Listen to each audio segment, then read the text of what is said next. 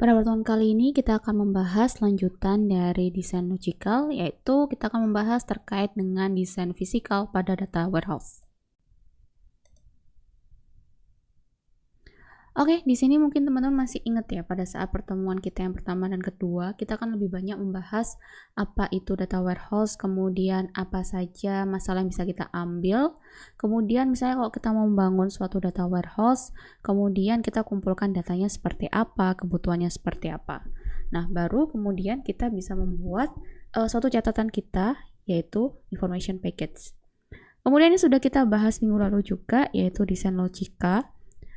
Di mana teman-teman kan bisa memilih beberapa skema gitu ya, beberapa model, apakah star schema, apakah snowflake, apakah reconciliation, dan lain sebagainya. Nah, kemudian karena kita sudah membahas entitas di sini, kemudian relasinya. Nah, kemudian pada pertemuan ini kita akan membahas terkait dengan desain fisikal. Jadi, bagaimana kita menempatkan data di dalam database kita. Kita akan memanfaatkan dari kemampuan database management system. Jadi kita akan memetakan, kita akan mendesain lagi bagaimana caranya agar nanti data warehouse kita bisa menampung data yang banyak, tapi bisa juga memenuhi kebutuhan kita seperti cepatnya query dan bisa menerima banyak data. Nah, setelah tadi kita sudah punya desain logika kita, kemudian kita ingin melakukan pemetaan ke desain fisikal kita. Nah, di sini kita akan melakukan pemodelan bagaimana caranya nanti si desain fisikal ini akan membantu kecepatan dari pembacaan data. Jadi bagaimana nanti kita mendesain supaya model ini membantu performansi kita. Kemudian juga bisa nanti pada saat kita mendesain secara fisikal, kita akan melakukan yang disebut dengan partisi. Jadi kita akan mempartisi dari database kita. Mengapa harus kita partisi? Seperti namanya, kita akan membagi. Jadi pada saat nanti kita melakukan pembacaan data, kita tidak perlu membaca semua dari datanya. Kita bisa menuju ke suatu partisi dari database kita. Nah, di sini untuk partisi database, jadi seakan-akan kita akan secara logika gitu ya, melihat database itu akan menjadi satu kesatuan secara logika. Tapi kepada fisiknya sebenarnya dia disebarkan ke beberapa node yang berbeda. Nah, di sini kita sudah menggunakan kemampuan dari DBMS untuk mempercepat performansi dengan menggunakan partisi. Nah, kemudian juga kita perlu pikirkan kalau misalnya nanti perlu dilakukan recovery. Si teman-teman tahu tabel biasanya kan ada constraint gitu ya. Kalau misalnya constraint-nya ini terlalu kompleks gitu ya. Nah, ini bisa memperlambat recovery kita. Jadi di sini perlu kita pertimbangkan juga apakah perlu kita menggunakan constraint yang banyak sekali? Apakah cukup dengan primary key dan foreign key saja? Atau misalnya kita cukup menggunakan logika saja tanpa harus menggunakan constraint-constraint seperti ini. Nah, berikutnya ini ada beberapa kemampuan DBMS yang bisa kita manfaatkan dalam desain data warehouse kita. Jadi seperti yang sudah saya bahas tadi, kita bisa melakukan partisi database gitu ya. Jadi secara logika, ini kita akan melihat satu-satu kesatuan dari database. Padahal nanti misalnya dia akan disebar ke beberapa node, ke beberapa server gitu ya misalnya. Tapi secara logika kita akan melihat dia sebagai satu database. Nah, kemudian kemampuan berikutnya adalah tabel partitioning atau partisi tabel. Jadi kalau teman-teman kan biasanya tabel kayak jadi satu gini ya. Nah, ini misalnya kita pisahkan bagiannya sebelah sini dan sebelah sini. Misalnya kita pakai range gitu ya. Antara berapa sampai berapa kita simpan di sebelah mana. Kemudian ada range mana sampai mana kita simpan di mana. Nah, kemudian kemampuan DBMS berikutnya adalah multidimensional clustering. Seperti namanya, clustering itu kan berarti mengkelompokkan berdasarkan suatu atribut tertentu yang secara otomatis gitu ya. Nah, di sini kalau misalnya judulnya aja multidimensional, berarti kita tidak hanya menggunakan satu dimensi saja. Jadi di sini kita akan menggunakan beberapa dimensi untuk melakukan clustering, untuk melakukan pengkelompokan data berdasarkan beberapa dimensi. Jadi tidak hanya satu dimensi. Nah, di sini gunanya apa kalau misalnya kita melakukan multidimensional clustering? Pencariannya akan lebih cepat. Jadi misalnya kita punya dimensi tahun sama lokasi. Nah, ini kita bisa melakukan multidimensional clustering berdasarkan tahun tertentu, lokasi tertentu. Nah, kalau misalnya nanti ada pembacaan data, berarti kan kita bisa tahu ya, dia tahun keberapa, dia lokasi mana. Oh ya sudah, kita cari yang sebelah sini aja.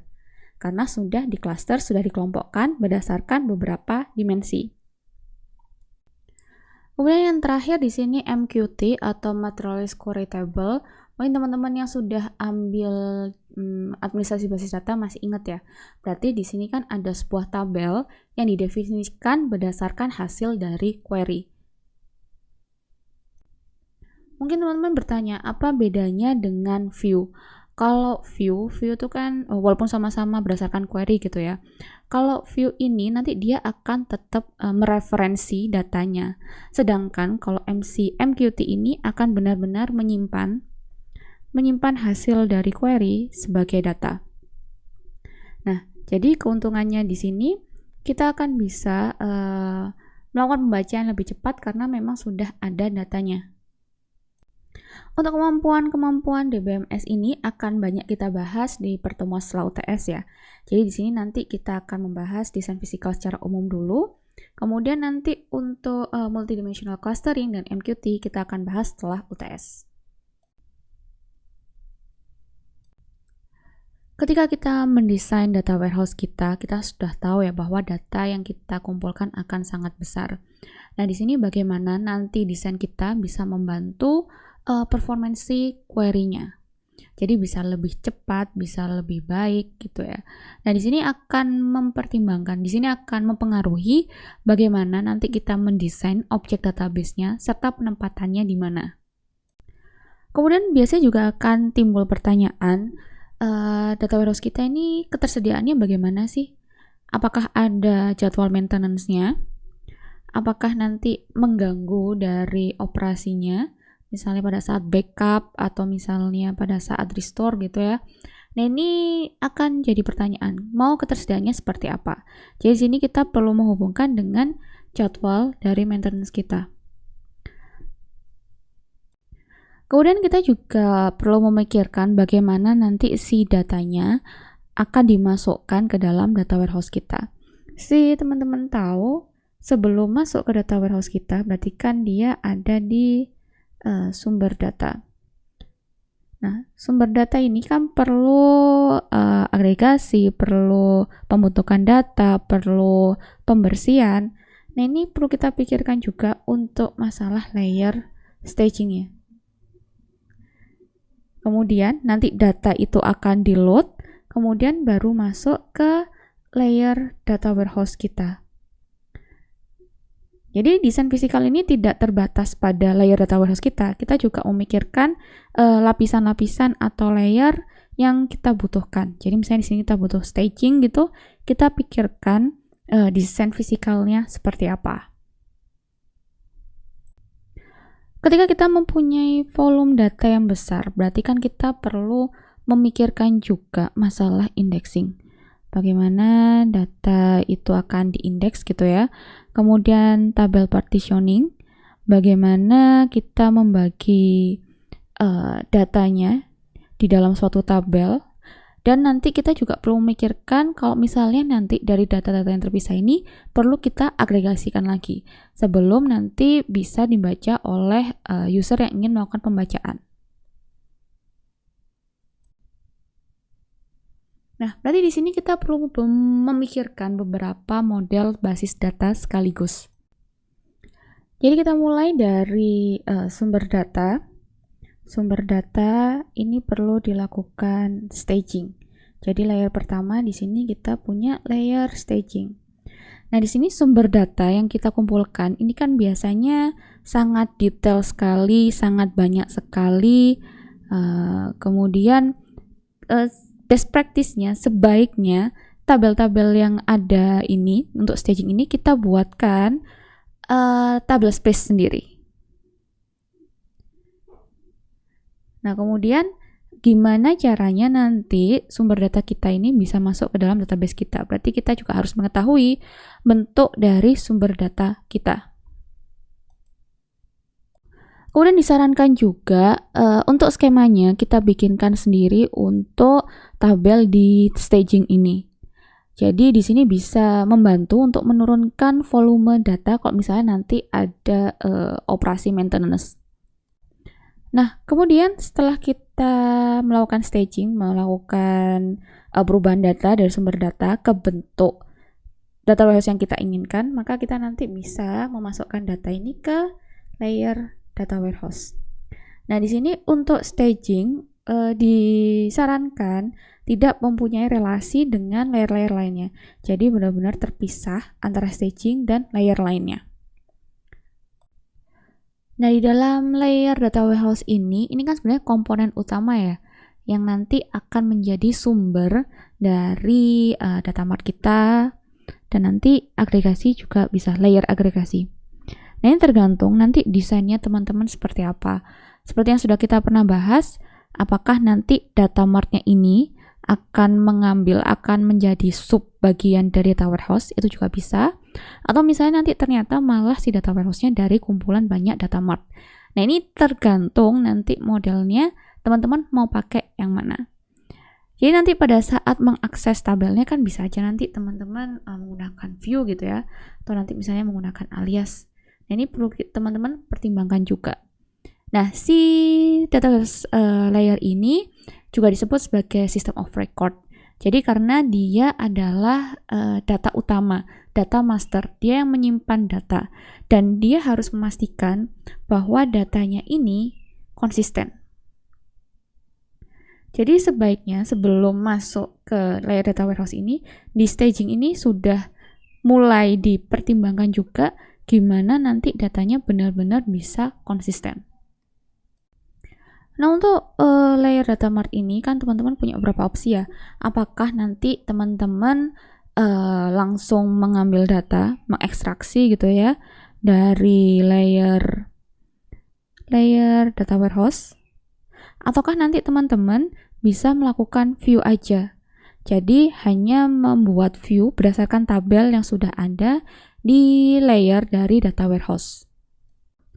Nah, kemudian terakhir untuk layer agregasi. Jadi seperti namanya, agregasi ini kan sebenarnya untuk melakukan perangkuman.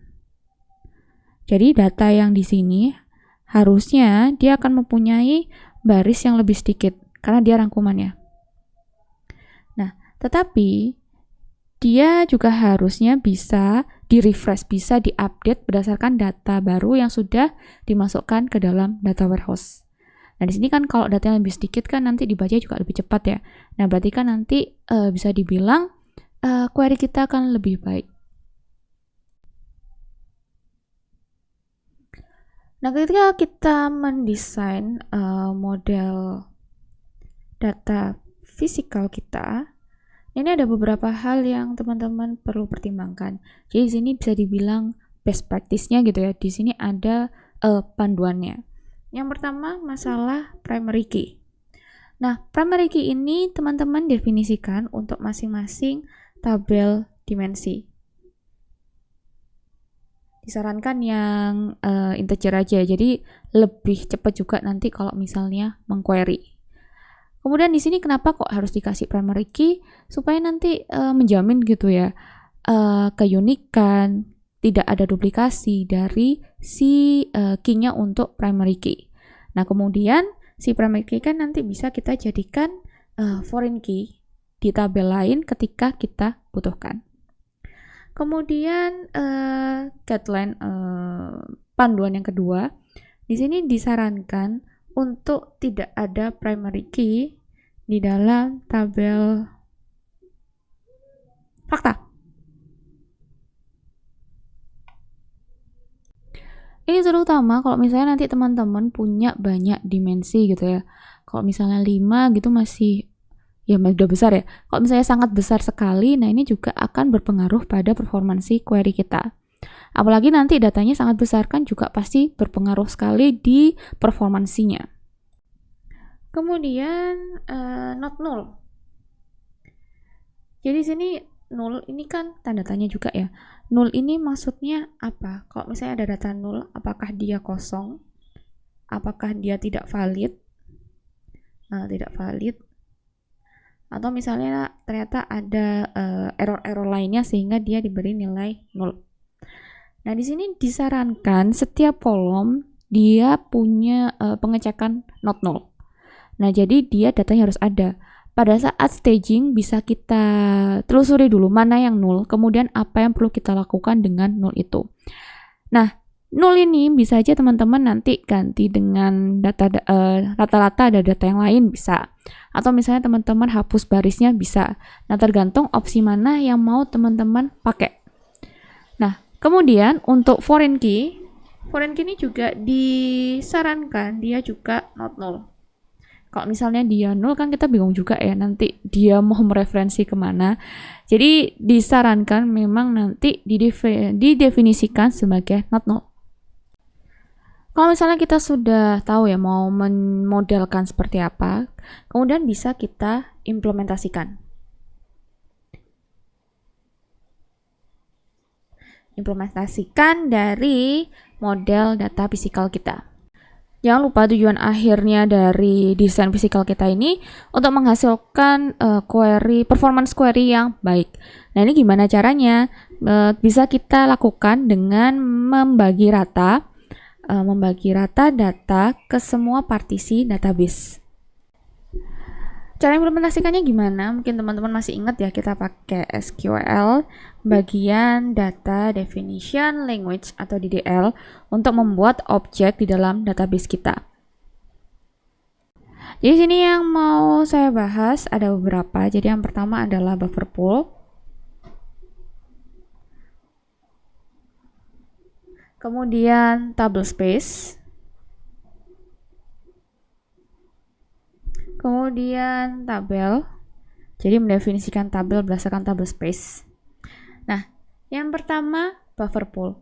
Mungkin kalau teman-teman yang sudah ambil administrasi basis data masih ingat ya, buffer pool ini kan ya analoginya seperti kolam gitu ya. Kolam di mana nanti isinya di sini adalah data-data. Nah, kenapa data-datanya harus ditaruh di buffer pool? Kenapa nggak taruh di storage kita? Karena nanti kalau misalnya ditaruh di storage kita, itu kan terlalu sering read-write ya. Nah, kenapa nggak data yang sedang mau dibaca dimasukin ke buffer pool, baru nanti kalau perlu ini dibaca oleh user. Nah, kalau misalnya data ini ada di buffer pool, kan bisa langsung kita baca di buffer pool ya. Nggak usah kita ambil dari storage kita. Kecuali mau ambil data, ternyata di buffer pool nggak ada, baru ambil ke storage, dimasukkan ke buffer pool. Nah, ini fungsi dari buffer pool. Kemudian table space, seperti namanya berarti kan ruang dari si tabel. Jadi nanti table space ini kita akan buat untuk menyimpan data dari tabel. Nah, di sini disarankan memang nanti kita akan mempunyai table space yang berbeda untuk masing-masing layer. Kemudian misalnya kita selain layer tadi ya, masing-masing layer, staging, data warehouse. Nah, kita tambahkan juga untuk index. Kemudian kita tambahkan juga misalnya untuk MQT. Dan misalnya kita butuh juga untuk tabel data atau misalnya nanti untuk partisi data, oke, bisa kita bikinkan table space sendiri. Pada saat teman-teman membuat table space disarankan namanya yang menjelaskan ya, dia digunakan untuk apa. Misalnya digunakan untuk dimensi, kemudian untuk waktu misalnya, atau misalnya staging untuk bagian umur gitu misalnya. Nah, di sini disarankan juga untuk menambahkan nama partisi grup dari database kita. Jadi untuk menjelaskan ya, dia punyanya siapa. Kemudian disarankan juga dinyalakan kemampuan untuk auto resize. Seperti namanya, kalau auto resize berarti kan dia akan bertambah gitu ya ukurannya. Kalau misalnya mau penuh 80% penuh, dia akan bertambah berapa banyak gitu. Nah, ini kan memudahkan kita ya kalau misalnya tiba-tiba datanya berkembang, kemudian table space-nya nggak cukup. Nah, dia sudah auto resize berarti kan nanti dia akan berkembang sendiri, bertambah besar sendiri. Sebagai catatan, pada saat teman-teman mendefinisikan buffer pool dan table space ini, mereka harus punya page size yang sama. Mungkin teman-teman masih ingat ya, page size itu analoginya seperti suatu lembar kertas gitu ya. Teman-teman mau nulis banyak, berarti kan penuh ya. Kalau misalnya butuh 1 baris aja, teman-teman sudah punya 2 halaman. Nah, ini jadi seperti itu analoginya. Di sini nanti untuk DB2 dia punya beberapa page size, misalnya 4 KB, 8, 16, 32. Nah, ini nanti akan berpengaruh pada ukuran table space. Ayo cuma teman-teman cari ya. Kalau misalnya page size-nya 4, berarti nanti besarnya berapa ya table space-nya. Nah, tapi di sini yang perlu teman-teman perhatikan bahwa waktu mendefinisikan buffer pools dan table space ini, page size-nya harus sama. Nah, urutan mendefinisikannya seperti apa? Urutannya akan kita mulai dari buffer pool dulu, kemudian table space. Nah, ini jangan lupa page size-nya harus sama. Di sini kemudian kita pisah ya table space untuk dimensi, untuk fakta, untuk indeks, untuk last object, reguler. Nah, ini bisa teman-teman pisahkan. Kemudian baru kita masuk mendefinisikan ke tabel kita. Di sini akan saya contohkan pakai tulisan tangan dulu ya. Nanti teman-teman bisa cek di slide gitu ya. Untuk buffer pool, sintaksnya itu adalah create, kemudian buffer